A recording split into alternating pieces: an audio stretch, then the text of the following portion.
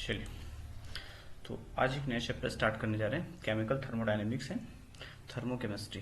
बहुत important chapter है तुम्हारे 11th का, ठीक है। फिजिकल केमिस्ट्री का बहुत इंपॉर्टेंट है और तो लेंदी चैप्टर भी है। लास्ट के दोनों चैप्टर लेंदी है, ठीक है। तो सबसे पहले देखते हैं थर्मोकेमिस्ट्री और थर्मोडायनेमिक्स है क्या। देखो, थर्मो वर्ड ही लिखा हुआ है थर्मो, ठीक है। थर्मो मीन्स ये कि जो हीट से रिलेटेड हो, जो एनर्जी से रिलेटेड हो, एनर्जी से रिलेटेड जो भी कंसिडरेशन है उनको बोलते हैं हम लोग क्या, थर्मो। थर्मो मीन्स मतलब ही होता है हीट, ठीक है। तो थर्मोडायनेमिक्स एक ग्रीक वर्ड है जिसका मीनिंग देखी जाए तो कहते हैं मोशन और फ्लो ऑफ हीट, ठीक है। जो थर्मो है मोशन है ना, और हीट मतलब थर्मोस। तो थर्मोस वर्ड का मतलब हीट से है और जो डायनेमिक मतलब होता है वो मोशन से है, उसकी काइनेटिक्स से, उसके मूवमेंट से, ठीक है। तो यानी हीट की मूवमेंट से रिलेटेड जो अपना टॉपिक है, जो चैप्टर कह सकते हैं या एक ब्रांच कह सकते हैं केमिस्ट्री का, फिजिकल केमिस्ट्री का, उसमें बोलते हैं थर्मोडायनेमिक्स, ठीक है। अब डेफिनेशन में, thermodynamics is the branch of science which deals with the change in energy or transfer of energy that accompany physical and chemical processes, ठीक है। मीन्स किसी भी केमिकल और फिजिकल चेंजेस के टाइम पर जो हीट चेंज, जो एनर्जी चेंज होता है, ट्रांसफर होता है, उसी को बोलते हैं, उसकी स्टडी को बोलते हैं हम लोग थर्मोडायनेमिक्स। किसी भी केमिकल चेंज या फिजिकल चेंज में जो भी हीट चेंज होती है ना। फॉर एग्जाम्पल आपके पास एक सिंपल सा, जस्ट 1 मिनट,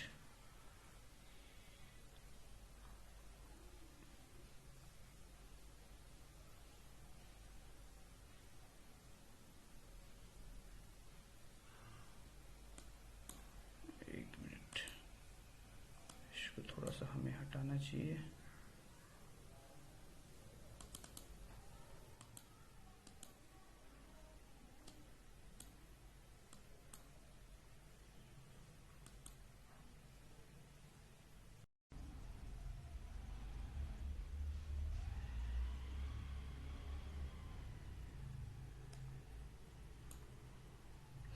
ओके,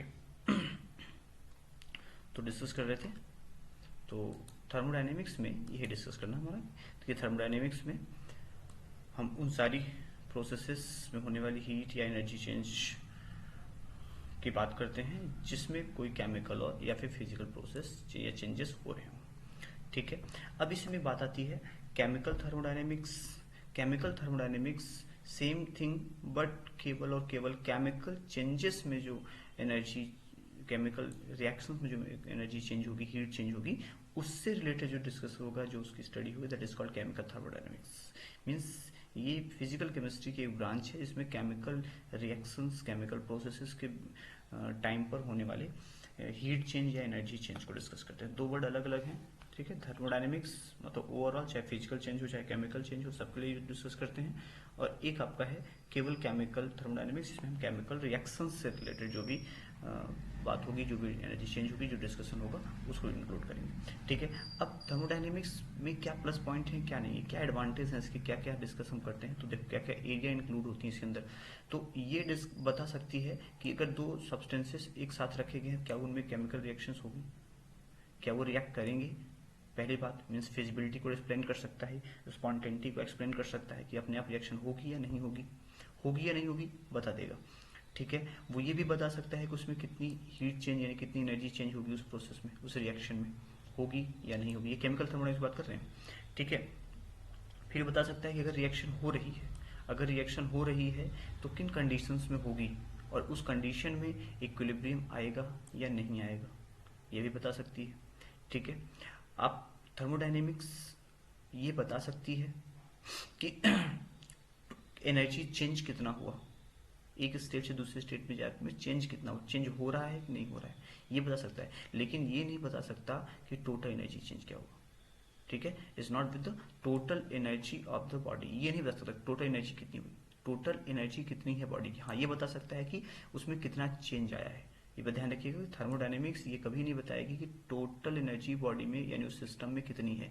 सिस्टम की टोटल एनर्जी के बारे में डिस्कस नहीं करता, केवल चेंज के बारे में डिस्कस करता है कि उस प्रोसेस में एनर्जी चेंज कितना हुआ, उस ट्रांसफॉर्मेशन में, उस एक सिस्टम से दूसरे सिस्टम में, एक स्टेट से दूसरे स्टेट में। फॉर एग्जाम्पल समझते हैं, वो ये बता सकता है, मान लो आपके पास एक छोटा सा, हमारे पास कोई एक रोटी का टुकड़ा है और वो अभी भी गर्म हुआ, ठीक है, मम्मा ने आपको अभी जस्ट दिया गर्म बना के। उसके बाद कुछ टाइम के बाद जो आपके थाली में आई तो बस थोड़े से समय के बाद वो ठंडी हो गई। तो ठंडी हो गई तो दोनों टुकड़ों में आप क्या हुआ, हीट चेंजेस आए होंगे, दोनों में हीट चेंजेस कुछ न कुछ हुए होंगे। इस हीट चेंज में कितनी हीट लॉस हुई, भाई हीट तो लॉस हुई है, हम देख पा रहे हैं, कितनी हीट लॉस हुई ठंडा हो गया तो वो बता सकता है, बट ये नहीं बता सकता कि टोटल पहले कितना थी इसके पास। तो थर्मोडायनेमिक्स इस बात पर डिस्कस नहीं करता कि टोटल कितनी एनर्जी है, हाँ कितना चेंज हुआ एनर्जी में ये वो डिस्कस जरूर करता है, ठीक है, ये बात ध्यान रखिएगा। ठीक, उसके बाद देखिए लिमिटेशन क्या है इसकी, क्या क्या लिमिटेशन हो सकती हैं। तो लिमिटेशन थर्मोडायनेमिक्स में ये डिफरेंट जिसके लॉज हैं, जो की कंसंट्रेशन है, जो स्टडी है, वो एक बहुत इंपॉर्टेंट वर्ड उन्होंने लिखा कि मैटर इन बल्क।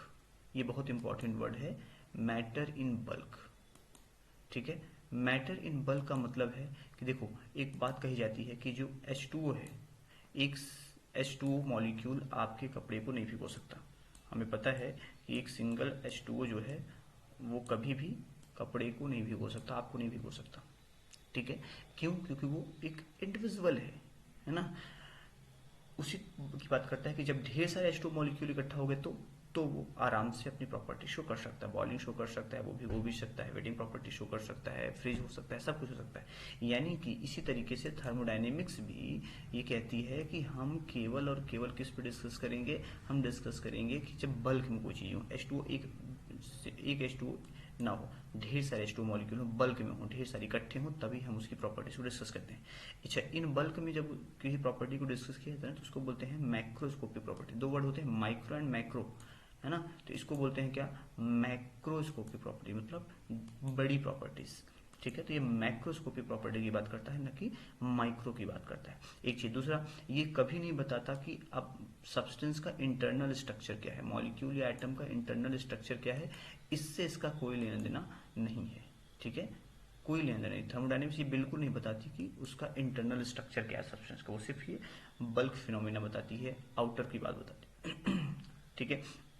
इसके बाद थर्मोडायनेमिक्स केवल बता सकती है भाई फिजिबिलिटी क्या है। फिजिबिलिटी मतलब समझ रहे हो ना, खुद से रिएक्शन होगी कि नहीं होगी, उससे ये मतलब नहीं, ठीक है, उससे ये मतलब है कि रिएक्शन होगी नहीं, ये तो बता देगा, लेकिन वो ये कभी नहीं बताएगा कि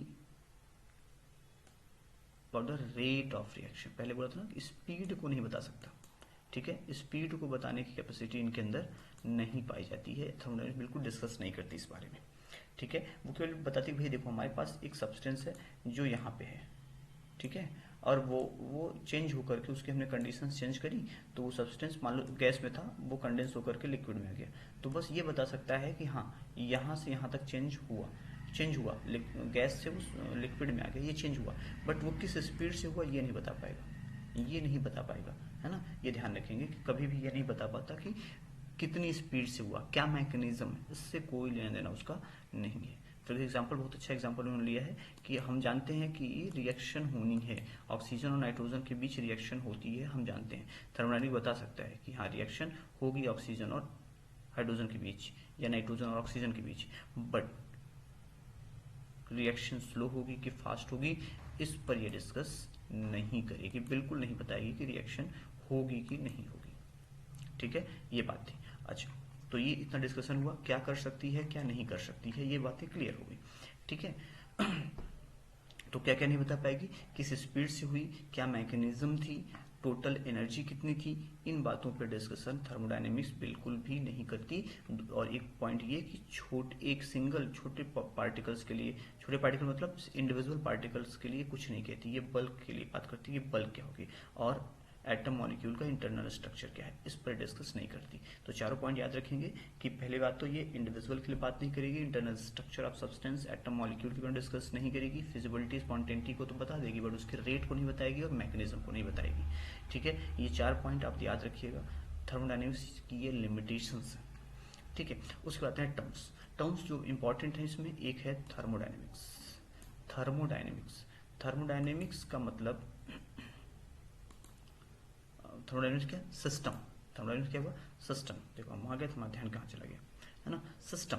सिस्टम का मतलब क्या, थर्मोडायनेमिक्स में सिस्टम का क्या मतलब, थर्मोडायनेमिक्स में सिस्टम का मतलब है, देखो यूनिवर्स तो सब कुछ है, एवरीथिंग अराउंड अस, सब कुछ क्या है, यूनिवर्स की कैटेगरी में आएगा। 9th में पढ़ते हैं ना सब्सटेंस की definition, everything around us is called substance. ठीक है, तो सब कुछ हमारा जो भी वो भी कैसा, वो यूनिवर्स है। अब यूनिवर्स में से हम सबको एक साथ तो नहीं डिस्कस करते, हमें किसी के बारे में बात करनी है तो पर्टिकुलर को क्या करना पड़ेगा, सिलेक्ट करना पड़ेगा। हाँ भाई हम इसके बारे में बात करना चाह रहे हैं, वही selected portion of the universe is called system, जिसके भी हीट एनर्जी के बारे में आप डिस्कस करना चाहते हो, that is called system. For example हमने भी डिस्कस लिया था रोटी का टुकड़ा, ये रोटी का एक टुकड़ा छोटा सा, तो हमने ये थोड़ी कहा कि पूरी दुनिया में जो जितनी भी रोटियां बनी हैं सबके बारे में बताओ, या पूरी यूनिवर्स की, नहीं, हमने सिर्फ एक रोटी का एक छोटा सा टुकड़ा लिया, केवल उसकी हीट या उसकी एनर्जी को हमने डिस्कस किया। ठीक है, तो ये यूनिवर्स का ही तो पार्ट है, तो यूनिवर्स के इस छोटे से पार्ट को क्या कहा जाएगा कि ये सिस्टम है, ये क्या है, सिस्टम है। और इसके अलावा जो भी इसके सराउंडिंग बचा है सब कुछ क्या कहा जाएगा, सबको कहते हैं ये सराउंडिंग है। इसके अलावा यूनिवर्स में जो कुछ बचा है दैट इज कॉल्ड सराउंडिंग। ठीक है, स्पेसिफिक पोर्शन द यूनिवर्स और the specific portion of the matter which is under experimental investigation is called system, and rest of the universe means other matter which can interact with the system is called surrounding। मतलब जिस भी चीज का उस system पे effect पड़ने वाला है या सिस्टम का इफेक्ट जिस पर पड़ने वाला, उसके अलावा सब कुछ सराउंडिंग है। ठीक है, फिर बोल रहा हूँ सिस्टम वो है पूरी यूनिवर्स का एक छोटा सा पोर्शन जिसके बारे में हम डिस्कस कर रहे हैं, दैट इज सिस्टम। और उसको छोड़ करके यूनिवर्स का जो भी बचा है सब कुछ तुम्हारा क्या है, सराउंडिंग है। ठीक है, फॉर एग्जाम्पल कोई भी हो, हम हैं आप हैं, कोई भी हो, वो क्या है, सब कुछ मिलाकर क्या है, यूनिवर्स का ही तो पार्ट है। लेकिन उस यूनिवर्स, अगर हम अपनी बॉडी के बारे में डिस्कस कर रहे हैं, हमें फीवर है, ठीक है, हीट, बॉडी में हीट ज्यादा है, ठीक है, फीवर आई हुई, तो मतलब क्या है, हम केवल डिस्कस कर रहे हैं अपनी बॉडी, क्या हमारे अलावा जो हमारे आसपास बैठे हैं सबको फीवर है क्या, नहीं, तो हम हीट चेंज किसके बारे में बात कर रहे हैं, अपनी बॉडी के बारे में बात कर रहे हैं, है ना, कि हमारी बॉडी का टेम्परेचर आज ज्यादा है, ठीक है, मतलब वो फीवर है, करेक्ट। तो हम क्या हुए, हम एक सिस्टम हुए कि हम अपनी बॉडी को डिस्कस कर रहे हैं। ठीक है, लेकिन अगर हम यही बात करें कि पूरे यूनिवर्स में, तो पूरे यूनिवर्स की बात हम कर नहीं रहे, तो हमारे अलावा जो बाकी चीजें आसपास बची हैं, यूनिवर्स बचा है, वो सराउंडिंग है, हमारी बॉडी क्या हुई, वो हमारा सिस्टम हो गया। ठीक है, अब हमारी बॉडी और सराउंडिंग जो भी आसपास लोग बैठे हैं, जो चीजें हैं, चाहे फिजिकल हो चाहे ना हो, है ना, लिविंग नॉन लिविंग सब कुछ, वो क्या सराउंडिंग है। तो सिस्टम, हमारी बॉडी और सराउंडिंग के बीच एक बाउंड्री होगी ना, एक डेफिनेट पोर्शन होगा, भाई यहाँ से ये हमारी बॉडी है, इसके बाद हमारी बॉडी नहीं है, वो तो बाकी चीजें हैं। तो हमारी बॉडी और आसपास सराउंडिंग के बीच जो डेफिनेट एक सेपरेशन होगा, पार्ट ऑफ सेपरेशन, उसे क्या बोलेंगे हम लोग, वो बाउंड्री है। मीन्स बाउंड्री एक ऐसा सरफेस हो सकता है, चाहे वो इमेजिनरी हो चाहे वो रियल हो, जो सिस्टम को सराउंडिंग से सेपरेट करता है।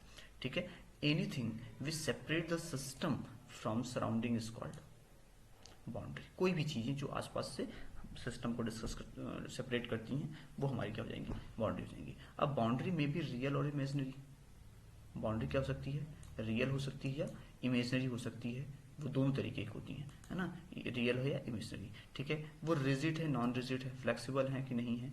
ठीक है, ये ऐसा भी हो सकता है कि वो फ्लेक्सिबल हो, या ऐसा हो सकता है फ्लेक्सिबल ना हो, या तो हो सकता है कि वो हीट के कंडक्टर हो या इंसुलेटर हो। अगर वो कंडक्टर्स हैं तो उसे बोलते हैं डायथर्मिक वॉल, डायथर्मिक वॉल। अगर वो कंडक्टर्स हैं तो, अगर वो कंडक्टर नहीं है तो उन्हें एडियाबैटिक वॉल कहते हैं। भाई देखो, थर्मस की जो वॉल है वो क्या है, वो एडियाबैटिक कैटेगरी में चली जाए, क्योंकि उससे ना तो हीट ट्रांसफर होना है ना तो मैटर ट्रांसफर होना है। तो अगर हीट को कंडक्ट कर पा रही है तो वो डायथर्मिक वॉल होती है। अगर किसी वॉल से लेकर के हीट ट्रांसफर नहीं हो रही, इस पार से उस पार नहीं जा रही सिस्टम से सराउंडिंग में, तो उसको बोलेंगे एडियाबैटिक। एक एग्जाम्पल बहुत अच्छा है, जो पानी पीने की बॉटल होती है ना, वाटर बॉटल, अगर वो सिंपल वाली है, ठीक है, तो आप ठंडा पानी लेके आओ, कुछ टाइम बाद गर्म हो जाएगा।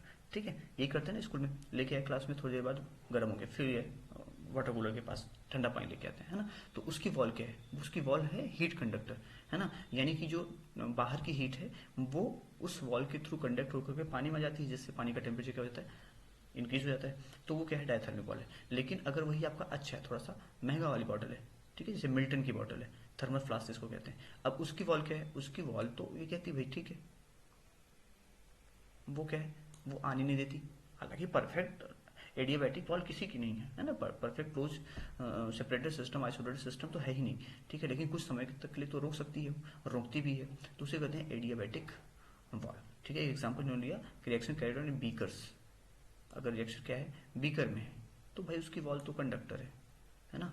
लेकिन अगर वही हम ये कह सकते हैं कि वो एक सेपरेट में लिया है, थर्मल फ्लास्क में लिया है, तो वहाँ पे वो कंडक्टर नहीं होगा, फिर एडियाथर्मिक वॉल की कैटेगरी में चला जाएगा, ठीक है। अब आते हैं सिस्टम। सिस्टम मतलब वही आइसोलेटेड जो पोर्शन ऑफ द यूनिवर्स है जिसको हमने स्टडी के लिए कंसीडर किया है, उसे क्या बोलेंगे भाई, सिस्टम है। सिस्टम के टाइप्स पूछ रहा है, तो टाइप्स में क्या है, एक आइसोलेटेड है, मैंने भी बोला ना, आइसोलेटेड का मतलब कहते हैं ना कि देश दुनिया से कोई लेना देना नहीं, इसका इनका देश दुनिया से कोई लेना देना नहीं है ना, वो जहाँ है अपने में ही मस्त है। तो आइसोलेटेड में ये ऐसा ही कुछ होता है, इनमें no interaction with its surrounding, इसका सराउंडिंग से कोई लेना देना नहीं, भैया कौन आ रहा है कौन जा रहा है, किसको आना है किसको जाना है, इससे कोई लेना नहीं। इसका जो अपना है वो अपने पास रहेगा, या जाने जाओ, हम आने ही नहीं देंगे किसी को, है ना। बाहर क्या हो रहा है, बाहर से हमसे कोई मतलब नहीं, आओ जाओ कोई दिक्कत नहीं है, हम अपने अंदर नहीं आने देंगे बस, ठीक है, ना तो अंदर वाले को बाहर जाने देंगे, ना बाहर वाले को अंदर, कुछ भी नहीं किसी से। बाहर क्या हो रहा है उससे कोई लेना देना इसका नहीं है ना, no interaction with its surrounding, बाहर से इसका कोई लेना देना नहीं है, ठीक है। अब एक दो वर्ड यूज किया है कि इसकी जो बाउंड्री है ना वो सील्ड और इंसुलेटेड होती है, सील्ड और इंसुलेटेड होती है। सील्ड मतलब कि मैटर को नहीं आने जाने देगी, और इंसुलेटेड का मतलब यहाँ पे है कि हीट को भी नहीं आने देगी, न यानी कि न तो इसके मैटर का इंट्रैक्शन होगा, न तो एनर्जी का एक्सचेंज होगा, कुछ भी नहीं होगा, है ना। इसी लिखा सील्ड, सील्ड का मतलब यहाँ पे मैटर के न आने जाने से है, और इंसुलेटेड का मतलब हीट के न आने और न जाने से है, ठीक है।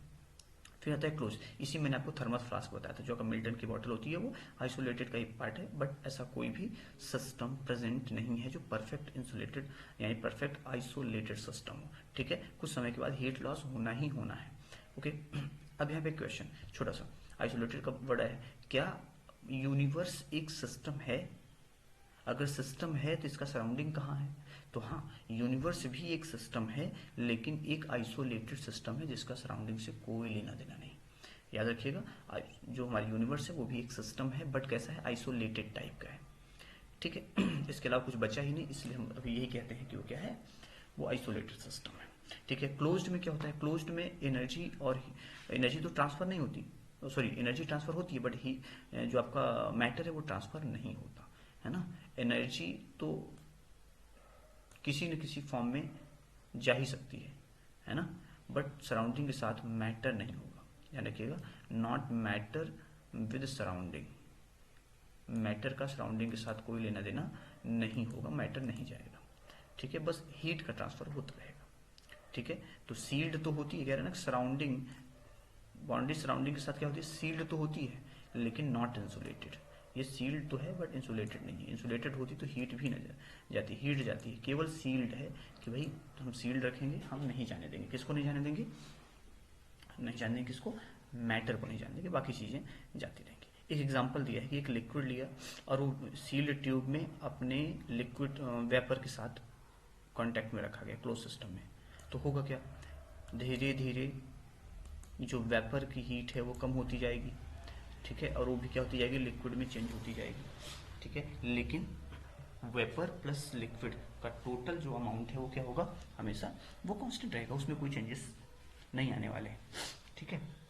तो ध्यान रखिएगा क्या लिखा है, liquid in contact with vapour, है ना, समय के साथ वेपर जो है उसकी हीट ट्रांसफर होती रहेगी आउटसाइड में उस लिक्विड में, ठीक है, लेकिन मैटर कहीं नहीं जाएगा, total vapour plus total liquid हमेशा कांस्टेंट रहेगा। तो ये एक क्लोज टाइप का सिस्टम हो गया। फिर क्या कहते हैं, ओपन टाइप का, आओ जाओ, तुम्हारे खाला जी का घर है ना, मौसी जी का, आओ, जिसका मन जब मना तब आए, जब मन गए तो चले गए, है ना। तो न इसका मतलब न तो इंसुलेटेड है, न तो ये आइसोलेटेड है, इंसुलेटेड भी ना सील्ड भी नहीं है, दोनों नहीं है, ठीक है, न तो इंसुलेटेड न तो सील्ड, मतलब जिसका मन हुआ आ जाओ, जिसका मन है तो चले जाओ, हमसे कोई लेना देना नहीं है। ठीक है, इस टाइप को वॉल्व कहते हैं, मतलब सिस्टम कहते हैं ओपन सिस्टम। जैसे तुम ग्लास में चाय ले लो, चाय रख दो, ठंडी हो जाएगी और वेपर के फॉर्म में वो बाहर भी जाएगी, वेपर के फॉर्म में वो मेटल लॉस भी होगा। ऐसा सिस्टम कहते हैं कि अभी ये ओपन सिस्टम है।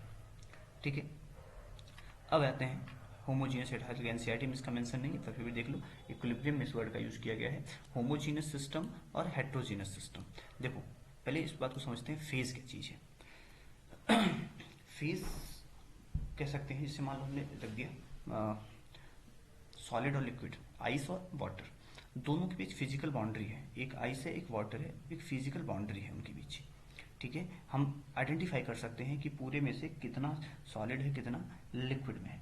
तो अगर सॉलिड वाली बात करोगे उसे कहोगे ये अपना एक अलग फेज है, जो लिक्विड वाला पार्ट है वो एक अलग फेज है। आइस है, वाटर लिक्विड वाटर है, तो वाटर एक अलग फेज है और आइस क्या है, एक अलग फेज है।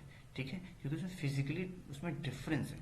ठीक है, तो इसको कहते हैं फेज। अगर दोनों एक साथ मिक्स किए गए हैं तो दो फेज वाले हैं, लेकिन अगर केवल आइस है तुम्हारे पास तो कहोगे ये सिंगल फेज का, केवल वाटर है तो बोलोगे सिंगल फेज का है। तो अब इसको फेज में अगर होमोजीनस है तो एक ही फेज हो, सिंगल फेज वाले सिस्टम कहते हैं होमोजीनस।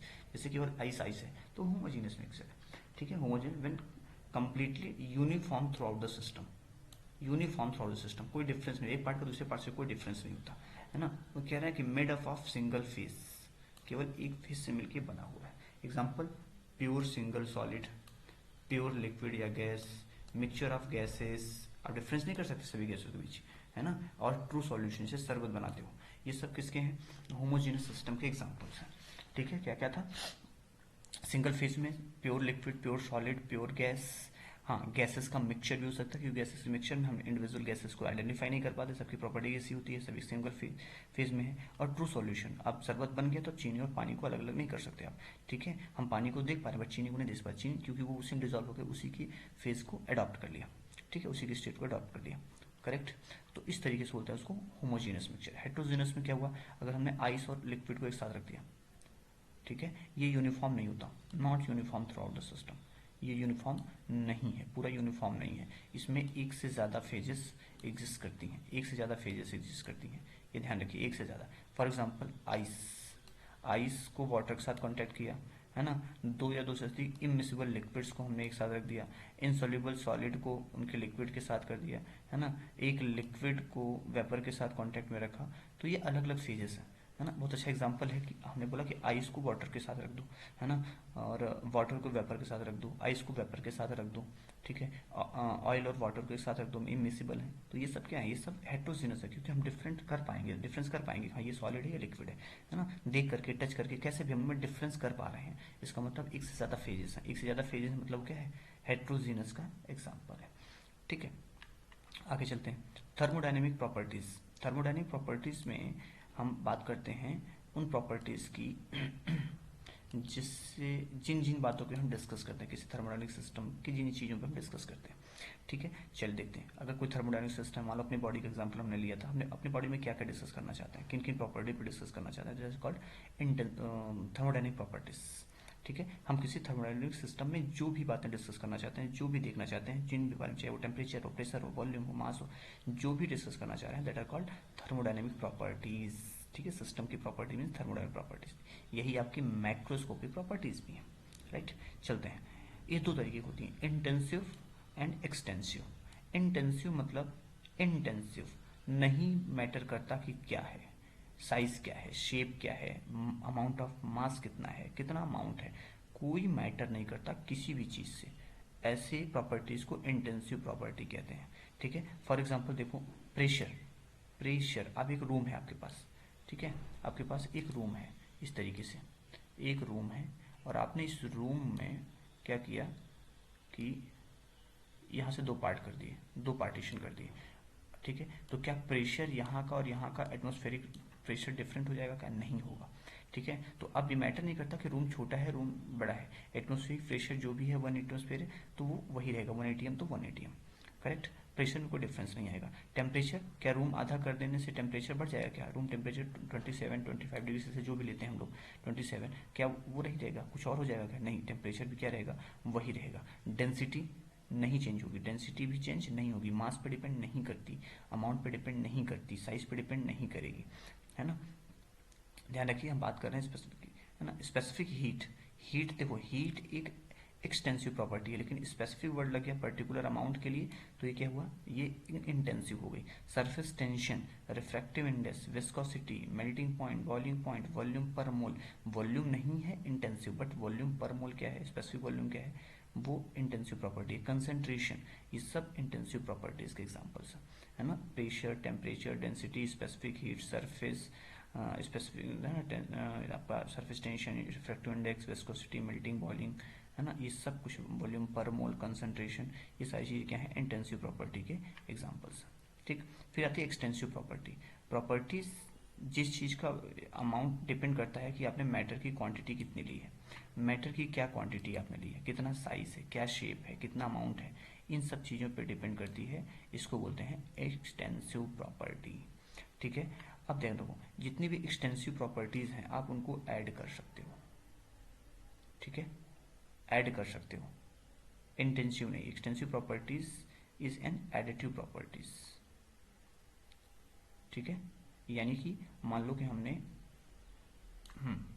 इस तरह से मान लो हमारे पास कोई सिस्टम है, हेट्रोजन सिस्टम है, दो सिस्टम है, हमने कहा कि आइस है और वाटर है, तो दोनों का मास एक्सटेंसिव प्रॉपर्टी, मास या वॉल्यूम, तो हमें क्या करना पड़ेगा, दोनों को वॉल्यूम काट कर तो जो टोटल वॉल्यूम निकल जाएगा, तो एडिटिव होती है। लेकिन इंटेंसिव प्रॉपर्टीज एडिटिव नहीं होती, ये ध्यान रखिएगा, इंटेंसिव एडिटिव नहीं है। कि पता चला एक पार्ट हेट्रोजेनियस सिस्टम है तो एक पार्ट का टेम्परेचर प्लस दूसरे पार्ट का temperature is equal to total temperature, ऐसा नहीं हो सकता। एक का प्रेशर प्लस दूसरे का pressure is equal to total pressure, ऐसा भी नहीं हो सकता। यानी कि जो इंटेंसिव होती है वो एडिटिव नहीं होती है ना। अब ये पता चला कि हमारे पास बॉइलिंग पॉइंट है, हाँ, किसी का दो लिक्विड का, मान लो हमने एल्कोहल का लिया और वाटर का लिया और दोनों को हमने मिक्स कर दिया। अब हमने कहा कि दोनों के मिक्सर का जो बॉइलिंग पॉइंट आएगा वो एल्कोहल के बॉइलिंग पॉइंट प्लस वाटर के बॉइलिंग पॉइंट के इक्वल होगा ना, ऐसा पॉसिबल नहीं है।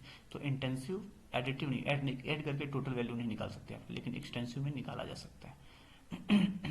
ठीक है, बात समझ में आई, ये चीज़ें थी। चलिए, ये कुछ एग्जांपल्स दिए थे, मोलरिटी जो कंसंट्रेशन के टर्म्स हैं, है ना, density, temperature, pressure, mole fraction, molar enthalpy, molar entropy, refractive index, specific heat, viscosity, surface tension, dielectric constant, ये सारी वैल्यूज क्या हैं, तुम्हारे इंटेंसिव है। याद रखिए यहाँ कुछ लिखा हुआ है, मोलर वर्ड लगा है, मोलर एंथैल्पी, मोलर एंट्रोपी, ये जो दो टर्म्स आए हैं ये मोलर वर्ड स्पेसिफिक हो गया इसलिए इंटेंसिव है, जबकि एंथैल्पी, एंट्रोपी, ये सब क्या है, एक्सटेंसिव प्रॉपर्टीज है। इंटरनल एनर्जी ये भी एक्सटेंसिव प्रॉपर्टी है ना। गिव्स फ्री एनर्जी ये भी एक्सटेंसिव है। नंबर ऑफ मोल्स ये भी एक्सटेंसिव है, अमाउंट पर डिपेंड करेगा, है ना, लेकिन स्पेसिफिक वर्ड लग गया तब नहीं करेगा। ठीक है, ये थी। चलिए आगे चलते हैं। State function and state variable, state function and state variables. ठीक है, state function and state variable. देखो स्टेट फंक्शन पहले समझते हैं कि स्टेट ऑफ द सिस्टम क्या है, थर्मोडायनेमिक स्टेट कहते हैं किसको है। ठीक है, देखो कोई सिस्टम है, सपोज हमारे पास वाटर ही है, ठीक है, वाटर है तो हमें पता है कि वाटर का टेम्परेचर कितना, प्रेशर कितना, वॉल्यूम कितना। ठीक है, तो अब मान लेते हैं कि हमने 25 डिग्री सेल्सियस पे, एक मिनट जस्ट,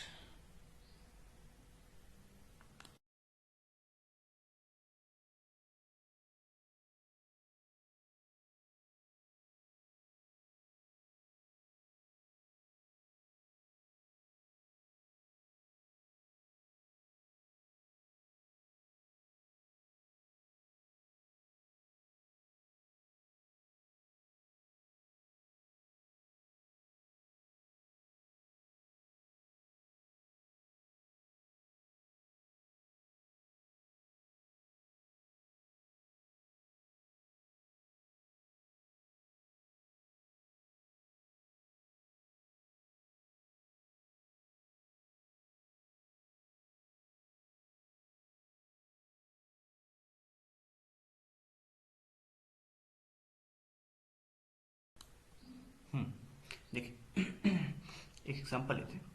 हमने कहा कि मालूम हमारे पास वाटर है ना, क्या लिया हमने, वाटर ले रखा है।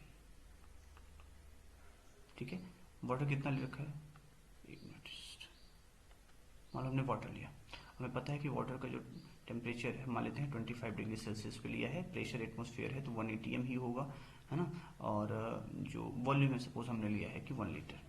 ओके, तीनों चीज़ें हमने कांस्टेंट कर दी। तीनों चीज़ें हमने कांस्टेंट कर दी तो एक चीज़ तो क्लियर है कि 25 डिग्री सेल्सियस और 1 atm पर वाटर जो किस फेज में होगा, लिक्विड में होगा, ठीक है, ये लिक्विड स्टेट में होगा, करेक्ट। अब हम तो इसको क्या बोलते हैं, ये इसको एक थर्मोडायनेमिक स्टेट कहते हैं। क्यों? क्योंकि इस समय मैक्रोस्कोपिक जो प्रॉपर्टीज हैं जैसे टेम्परेचर हुआ, प्रेशर हुआ, वॉल्यूम हुआ, ये क्या है, एक कांस्टेंट वॉल्यूम है, कांस्टेंट है। तो अगर कांस्टेंट है तो इसको क्या बोलेंगे कि ये एक थर्मोडायनेमिक स्टेट है, इसकी एक थर्मोडायनेमिक स्टेट है, ठीक है। अब थर्मोडायनेमिक स्टेट मतलब इस लिक्विड स्टेट को डिफाइन करने वाले कौन कौन से पैरामीटर्स हैं, वो ये हैं टेम्परेचर, प्रेशर, वॉल्यूम। तो इसको बोलते हैं स्टेट वेरिएबल्स। क्या बोलते हैं इनको? स्टेट वेरिएबल्स के नाम से जाना जाएगा। स्टेट वेरिएबल्स हैं, क्यों? क्योंकि अगर मैं टेम्परेचर को चेंज करके 100 डिग्री सेल्सियस कर दूं, 100 डिग्री सेल्सियस कर दूं, है ना, या 101 डिग्री सेल्सियस कर दूं, तो अब ये लिक्विड में नहीं रहेगा, इसी प्रेशर पे अब वो क्या हो जाएगा, वेपर में कन्वर्ट हो जाएगा। तो state of the system change हुआ ना, कहाँ लिक्विड कहाँ वेपर। तो अगर किसी एक पैरामीटर या दो पैरामीटर के चेंज करने से अगर सिस्टम की स्टेट ही बदल गई, इसका मतलब उसे बनेगी स्टेट वेरिएबल्स, ठीक है, स्टेट वेरिएबल्स। तो थर्मोडायनेमिक स्टेट वो स्टेट है जहां उसके वेरिएबल्स की डेफिनेट वैल्यू होती है, जो पैरामीटर्स हैं वो डिफाइंड होते हैं, वेल डिफाइंड होते हैं, उसको बोलते हैं थर्मोडायनेमिक स्टेट। और उन पैरामीटर्स को जिनकी एक डेफिनेट एक डिफाइंड वैल्यू है उसको बोलते हैं स्टेट वेरिएबल्स, क्योंकि अगर मैं उनको चेंज करूंगा तो state of the system change हो जाएगा, ठीक है। जैसे हमने लिखा ना कि 25 से 100 ले गया, टेम्परेचर जैसे 100 के ऊपर गया वैसे ही वो लिक्विड से किस में चेंज हो गई, वेपर में चेंज होने लगी। तो इसको बोलते हैं स्टेट वेरिएबल्स, क्योंकि सारी चीज़ें यही डिसाइड करते हैं, ठीक है, वो डिसाइड करते हैं कि क्या वैल्यू होगी, ठीक है। अब आती बात स्टेट फंक्शन की। तो देखो स्टेट फंक्शन का मतलब ये होता है कि अब मान लो हमने यहाँ पे लिया था कि टेम्परेचर, प्रेशर और वॉल्यूम, ठीक है। तो अगर हम ये कहते हैं कि हमारे पास एक आइस का टुकड़ा है, आइस पीस है, अब आइस पीस को हम लिक्विड में चेंज करना चाह रहे हैं, लिक्विड में चेंज करना चाह रहे हैं, राइट। अब कैसे चेंज करना चाह रहे हैं, हमने पहले थोड़ी देर के लिए बाहर रखा, है ना, ओपन में रखा, फिर उसके बाद थोड़ी देर के लिए उसको हमने हीटर के पास रखा, ठीक है, हीटर के पास रखा, फिर हमने उसको लेकर के फिर नॉर्मल ओपन में रख दिया, तब जा करके वो इस प्रोसेस से होकर के वो किस में चेंज हुआ, आइस इतने होते होते वो लिक्विड में चेंज हो गया, ठीक है। और एक बार हमने क्या, हमने सीधे ले जा करके कहाँ रख दिया उसको, बाहर हीटर के पास रख दिया, एक ही स्टेप में वो किस में चेंज हो गया, आइस से वेपर वाटर में चेंज हो गया। तो अगर कोई पैरामीटर्स जो आइस को और या फिर लिक्विड को डिफाइन करती है कि हाँ ये लिक्विड स्टेट है, ये वेपर स्टेट है, अगर इनमें से कोई पैरामीटर जो यहाँ दिए हैं, लिया था ना हमने, प्रेशर, टेम्परेचर, वॉल्यूम, अगर इनमें से कोई भी पैरामीटर्स, कोई भी वैल्यू, कोई भी प्रॉपर्टी इस बात पर डिपेंड करती है कि वो पहले ओपन में रखा, फिर हीट, फिर ओपन, फिर तब यहाँ चेंज हुआ, मतलब किस तरीके से हमने ये चेंज किए, इस आइस को कैसे लिक्विड में चेंज किया, किस तरीके से, तरीके पे, मैकेनिज्म पे, प्रोसेस पे, पाथ पे, तो वो हमारी कहलाती है क्या, पाथ फंक्शन। लेकिन जो केवल डिपेंड करती है कि हाँ यहाँ आइस था, यहाँ पहुंच गया किसमें, लिक्विड में, बस मैटर नहीं करता कि वो सिंगल स्टेप में हुआ है कि कई स्टेप में हुआ है, किस तरीके से हुआ, इससे कोई मैटर नहीं करता। तो ऐसे वेरिएबल्स को बोलते हैं हम लोग state variables, state functions, not state functions, ठीक है। मतलब प्रॉपर्टीज जो केवल डिपेंड करती हैं, हाँ इनिशियल में यहाँ पे थे हम, फाइनली हम यहाँ पहुंच गए, कैसे पहुंचे इससे मतलब नहीं है, तो ऐसे कहते हैं कि state function means microscopic properties जो डिपेंड करती हैं केवल इनिशियल और फाइनल स्टेट पे, डजेंट मैटर कि वो किस तरीके से चेंज हुआ है, उसको बोलते हैं स्टेट फंक्शंस, है ना। यहाँ पे कुछ वेरिएबल्स दिए हुए हैं, pressure, volume, enthalpy, free energy, temperature, internal entropy, number of moles, ये सब के सब क्या है, आपके स्टेट वेरिएबल्स हैं, क्या है, स्टेट वेरिएबल्स हैं। इन्हीं को हम स्टेट फंक्शन कहते हैं, क्योंकि ये चेंज हो जाती, चेंज नहीं होती, है ना। चेंज नहीं होने का मतलब ये है कि किस तरीके से आप चेंज कर ला रहे हैं, उस बात पे ये डिपेंड नहीं करती, वो केवल शुरू और लास्ट पे डिपेंड करती है, पहले कहाँ था, अब कहाँ, पहले आइस था, अब लिक्विड है, बस इस बात पे से उनका लेना देना है, ठीक है। फिर बात आती है पाथ फंक्शन की। देखो पाथ फंक्शन में ये था कि पाथ फंक्शन का एग्जाम्पल आप लिख लीजिए mass and work, mass and work, ये दो ऐसे हैं जो डिपेंड करते हैं कि किस तरीके से चेंजेस लाए गए हैं, कोई थर्मोडायनेमिक प्रोसेस किस तरीके से कराई गई है। तो मास और वर्क, यहाँ से हम इसको, नहीं ये थोड़ा सा वर्ड मिस हो गया, this is not mass, this is not मास, यहाँ होना चाहिए हीट एंड वर्क, गलत वर्ड यूज हो गया, हीट एंड वर्क। ये दो ऐसे हैं जो डिपेंड करते हैं कि भाई किस तरीके से थर्मोडायनेमिक प्रोसेस की जा रही है, क्या तरीका है उसका, क्या मैकेनिज्म है, क्या पाथवे हमने अप्लाई किया है, किस रास्ते हम ये सब करवा रहे हैं, ठीक है। तो उस बात पे डिपेंड करती है, मतलब ये पाथ फंक्शन है, पाथ डिपेंडेंट है, तरीके पे डिपेंड करते हैं, हाँ इस तरीके से हमारे चेंजेस हो रहे हैं, करेक्ट। आते हैं थर्मोडायनेमिक प्रोसेस पे, आई थिंक आपको ये समझ में आ गया होगा, है ना।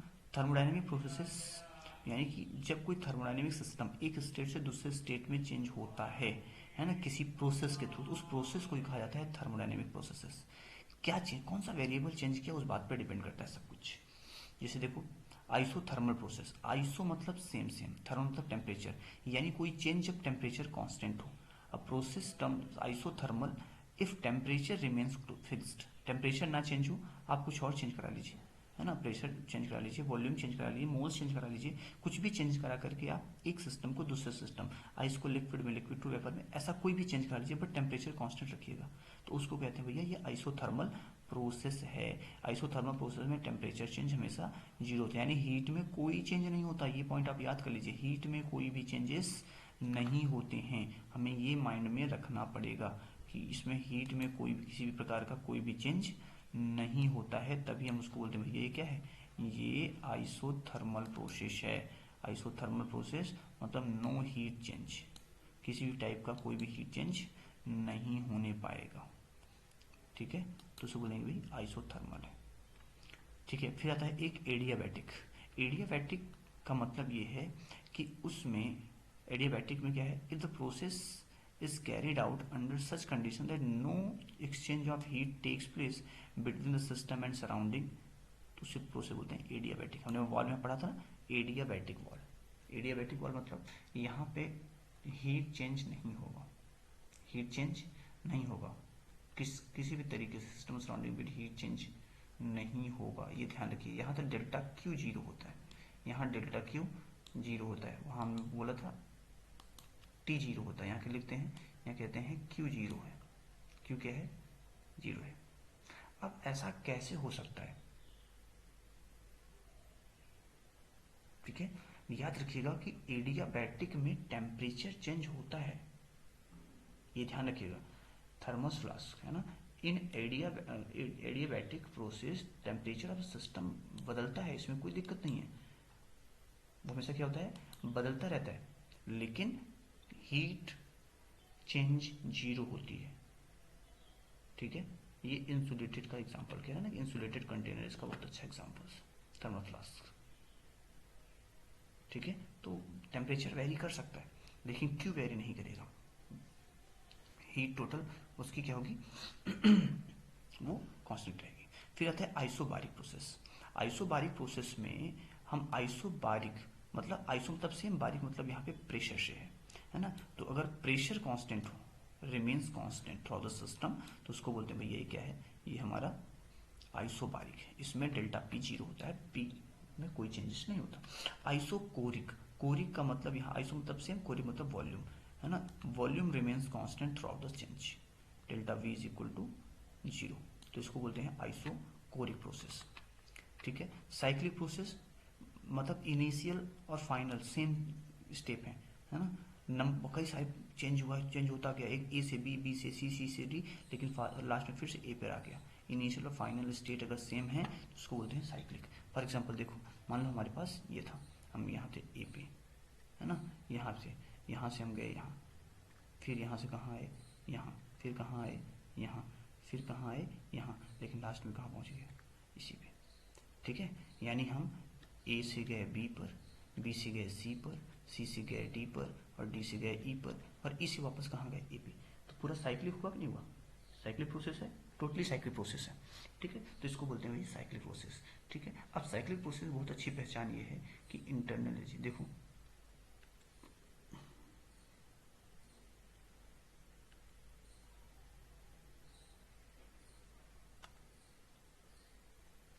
एक मिनट, इसमें हीट एंथैल्पी चेंज और इंटरनल एनर्जी चेंज दोनों जीरो होते हैं, दोनों क्या होते हैं, जीरो होते हैं। ये ध्यान रखेंगे, ये दोनों चीज़ें क्या होती हैं, जीरो होती हैं। ठीक है, डेल्टा ई और डेल्टा एच हमेशा क्या होते हैं, जीरो होते चलते हैं। ठीक है, ये डेल्टा ई और डेल्टा एच दोनों जीरो होते हैं। ठीक, फिर आती बात रिवर्सिबल की। रिवर्सिबल से इनका लेना देना यह है कि अगर प्रोसेस ऐसी हो रही है कि हमने चेंज किया ए से बी में, वापस बी से कहाँ चला गया, ए में। ठीक है, धीरे धीरे चेंज हो रहा है, पर दोनों क्या है, हमेशा ए और बी में जो चेंजेस हो रहे हैं वो हमेशा क्या है, इक्विलिब्रियम स्टेट में प्रेजेंट है। इसको बोलते हैं रिवर्सिबल प्रोसेस, है ना। यानी इन बहुत छोटे छोटे स्टेप में होती तो है प्रोसेस, लेकिन इतना छोटी होती है कि हमें हर समय यही लगता है कि चेंज हो ही नहीं रहा है। मीन्स अपोजिंग फोर्स बहुत थोड़ा सा छोटा होता है ड्राइविंग फोर्स से, है ना। मतलब हमें यहाँ से ए पॉइंट से यहाँ सी पॉइंट तक जाना है ना, लेकिन मैं इतना धीरे जा रहा हूँ कि जो ऊपर की ओर ड्राइविंग फोर्स लग रहा है अपोजिंग फोर्स से बहुत थोड़ा सा ज़्यादा है, बहुत, यानी अपोजिंग फोर्स बहुत स्मॉल, बहुत बहुत बहुत बहुत बहुत कम छोटा है, मतलब बहुत लिटिल स्मॉल है ना। तो उससे क्या होगा कि आपको समझ में नहीं आएगा कि ए से बी में हम चेंज हो रहे हैं कि नहीं हो रहे हैं, प्रोसेस हो रही चेंज नहीं हो रही है, हमेशा क्या है वो इक्विलिब्रियम में बने रहते हैं। ठीक है, इसलिए लगता है ये रिवर्सिबल है। होती है प्रोसेस नो डाउट, लेकिन इनफाइनाइट स्टेट में होती है, इनफाइनाइट स्टेप्स में होती है। हमेशा जो अपोज करने वाला फोर्स है वो बहुत कम होता है, बहुत, मतलब ड्राइविंग फोर्स से कम होता है बट बहुत कम। हमें समझ में नहीं आता कि हाँ ऊपर वर्क हो रहा है कि नहीं, यानी कि ये लिफ्टिंग होगी कि नहीं होगी, ये डिफरेंट, मतलब समझ में नहीं आएगा, बहुत छोटा, हमेशा वो इक्विलिब्रियम में बना लेते हैं। ठीक है, यानी ऐसा कोई प्रोसेस हालांकि रियल प्रैक्टिस में पॉसिबल है नहीं, रिवर्सिबल प्रोसेस भी रियल प्रैक्टिस में पॉसिबल नहीं होती हैं। ठीक है, जितनी भी नेचुरल प्रोसेस हैं सब इरिवर्सिबल होती हैं। तो रिवर्सिबल, इरिवर्सिबल में क्या हुआ, इरिवर्सिबल मतलब सिंगल स्टेप, एक सिंगल डायरेक्शन में चलती है, सिंगल स्टेप रिएक्शन। ये तो कई स्टेप है, मल्टी स्टेप, इनफाइनाइट स्टेप में चलती है, ये सिंगल स्टेप रिएक्शन है ना। यानी कभी रिवर्स नहीं हो सकती, एक बार चेंज हो गई तो चेंज हो गई। हमने चावल को पका दिया तो पका दिया, वापस उसको हम राइस में कन्वर्ट नहीं कर सकते, है ना। तो वो क्या होती है आपका, इरिवर्सिबल होती है। इरिवर्सिबल सारे नेचुरल प्रोसेस हैं, सारे नेचुरल प्रोसेस इरिवर्सिबल प्रोसेस हैं, और ये हमेशा स्पॉन्टेनिटी को गेन करती हैं, इसमें स्पॉन्टेनियस होती हैं ना, कह रहे हैं ना all natural process are reversible in nature. Correct, ये चीज़ है ना। इरिवर्सिबल प्रोसेस हमेशा क्या होती है, स्पॉन्टेनियस इन नेचर, हमेशा स्पॉन्टेनियस होती है। तो ये प्रोसेस के टाइप, सिस्टम के type, system surrounding everything about it. ठीक है, अब चलिए बाद में फिर दूसरे बारे में देख लेंगे, है ना, दूसरे पार्ट